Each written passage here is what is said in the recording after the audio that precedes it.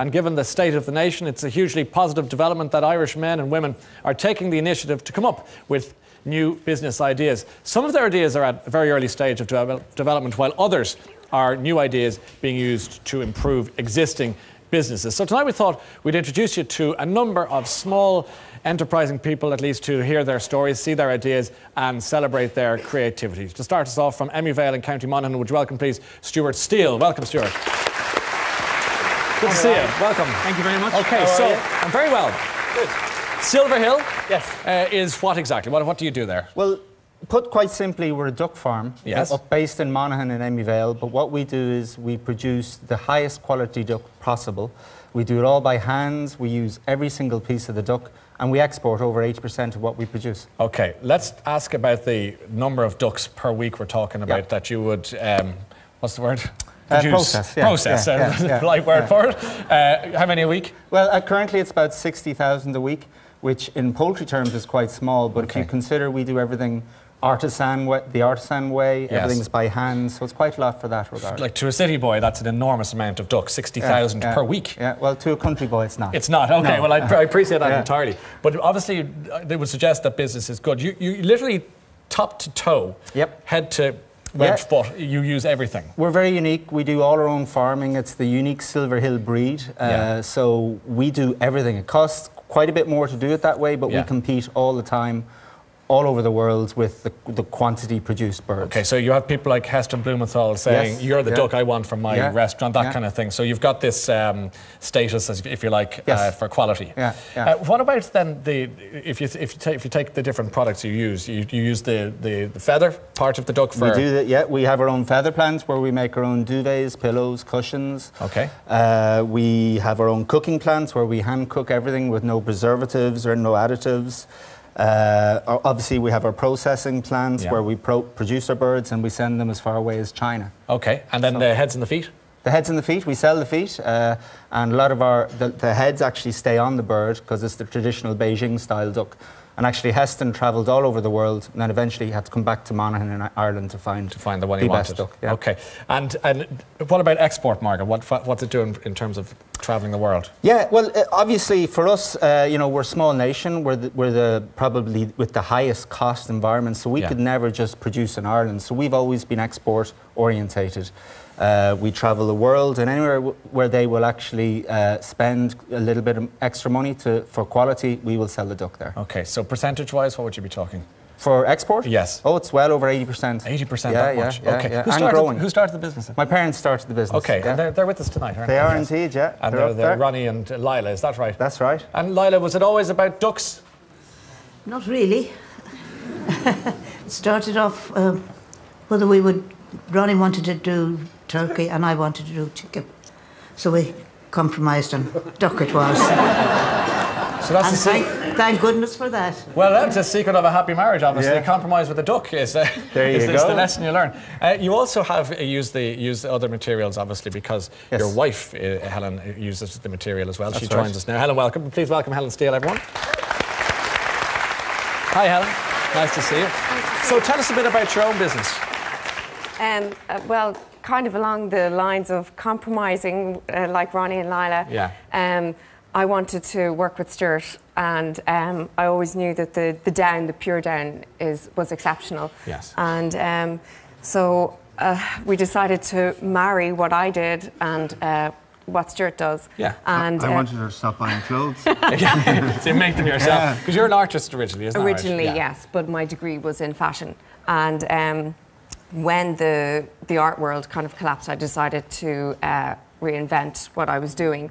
And at the time I was travelling in the Middle East and selling paintings in the Middle East and in Asia.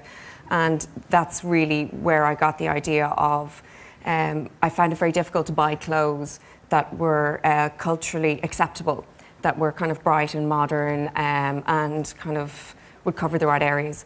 So I decided to print my paintings onto fabric.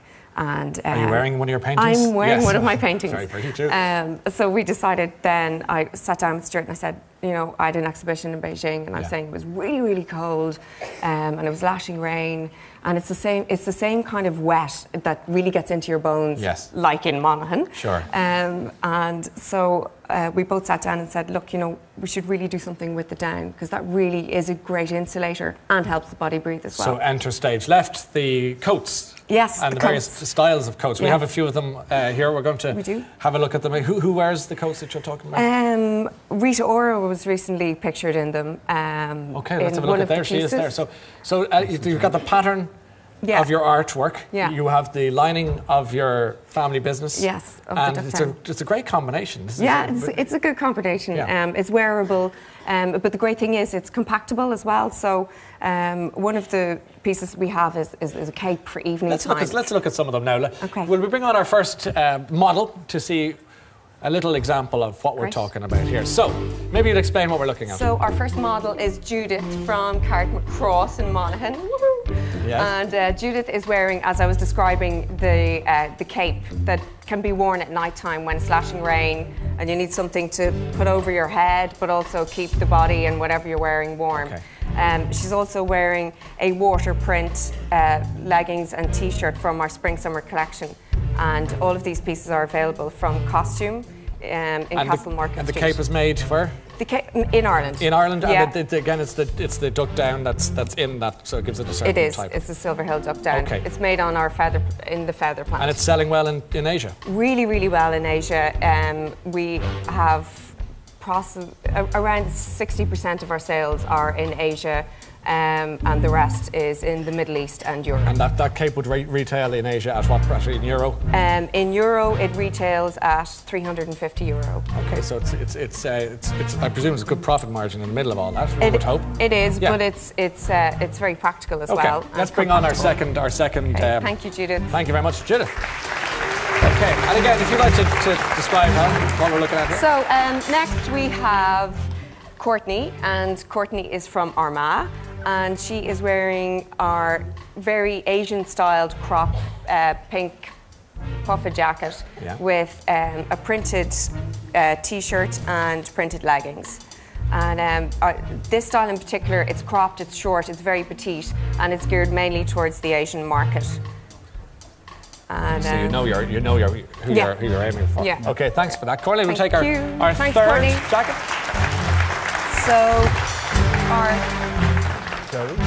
our third piece is our daughter Chloe. You see, you're getting every part of the family business dealt with here. Everything, nothing is wasted. And Chloe is wearing what she actually termed yesterday as our urban turban. Very good. So it's a printed urban turban. It's actually a scarf. We sell an awful lot of scarves in the Middle East and kind of kaftan kind of style dresses to be culturally acceptable. And is this another of your paintings printed onto the jacket? Yeah, so this is a printed down jacket. With the duck down, but it's kind of a biker style as well. But the jacket can be creased up into your handbag. It fits because it's so compactable, and you can leave it there for the night. Scrunch the jacket into a bag? Scrunch it into a bag and then take it out. Okay, what does that retail at in Asia? That retails at €550. Okay, so it's the higher end of the market. We'll take another look at... Thank you, Chloe. Chloe, thank you. And our fourth and final piece? Our fourth and final piece is the same jacket that Rita Ora was wearing. This is Laura Mayo, and Laura's from Dublin. This is the jacket that Rita Ora was wearing, and it's a dome-shaped puffer jacket. It's really made for spring-summer because on the back there's no down, so it lets the skin really breathe. Yeah. And then the front is very shielded and padded with down, and it has a hood as well. And she's wearing printed leggings and t-shirt. This is kind of a Mori guy print, which is really, really popular with Japanese street style. Okay, so this is... thank you so much, Cindy, for that too. Laura. So this is all doing very well in, as you say, Asia. Yeah. And you're doing well in Asia. I mean, the bottom line is, it seems to be that people keep talking about China being the coming empire, if you wish, and you've clearly spotted that. It's a great success story, obviously, and you're happy with the way things are going. Yeah, well, we work future plans?